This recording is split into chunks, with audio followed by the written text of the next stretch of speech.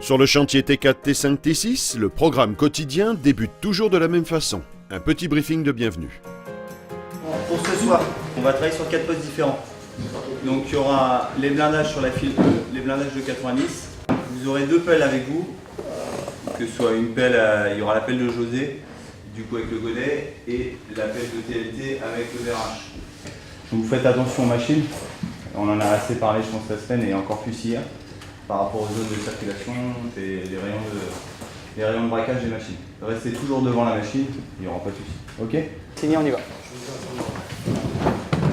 Là on vient de faire le cadre de sécurité avant d'attaquer les travaux de la nuit. Et sur la plateforme ferroviaire de la gare d'Austerlitz, la sécurité est primordiale, quels que soient les postes occupés. Ce mois-ci, c'est la file E qui a mobilisé la majorité des effectifs.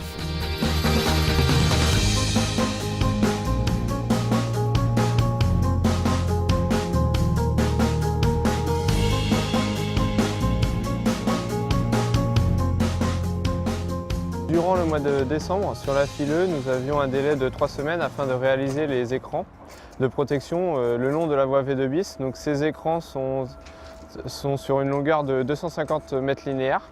Nous avions 83 pieux à réaliser, puis le blindage et les écrans de protection au-dessus des voies pour pouvoir travailler en sécurité à l'intérieur de la file E.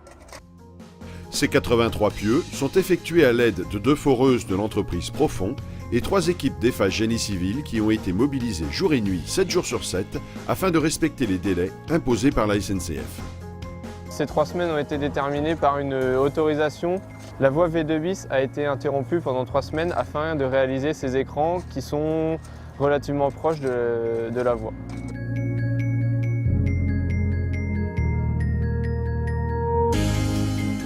La difficulté de la réalisation de ces pieux, c'est que nous sommes tombés sur des points durs et sur des éboulements de terrain qui nous ont demandé de reconsolider le sol. Certains forages ont dû être réalisés 3 fois afin d'atteindre la profondeur nécessaire pour pouvoir ancrer le pieu à la bonne dimension.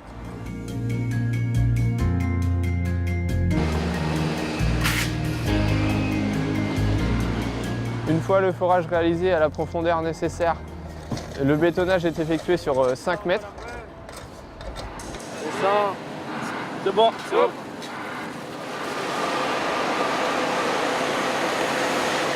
Nous venons ensuite insérer le profilé dans ce forage.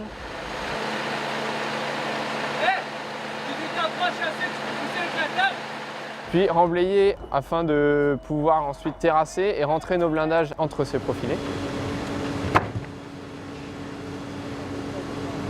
Une fois ce blindage réalisé, nous venons mettre en place les haches supérieures et les liernes entre ces haches supérieures afin de faire un écran qui protège de la voie V2 bis.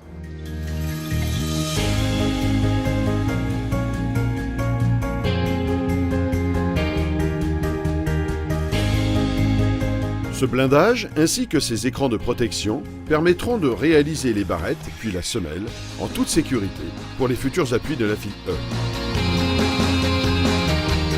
De l'autre côté de l'écran, sur la file A, les équipes et les engins de SPI Fondation ont pu réinvestir les lieux pour réaliser les barrettes.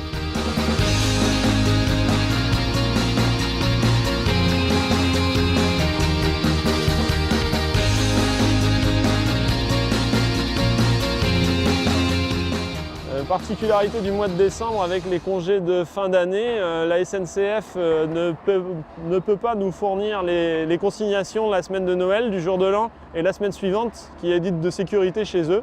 Donc pendant 3 semaines, on va interrompre nos travaux sous consignation.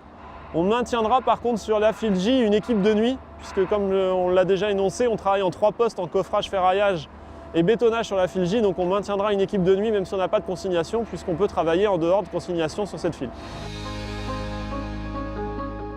Pas de trêve de Noël pour les équipes d'EFA Génie Civil qui ont donc pu avancer à la réalisation de la semelle de la file J, de jour comme de nuit, jusqu'au bout de l'année 2016.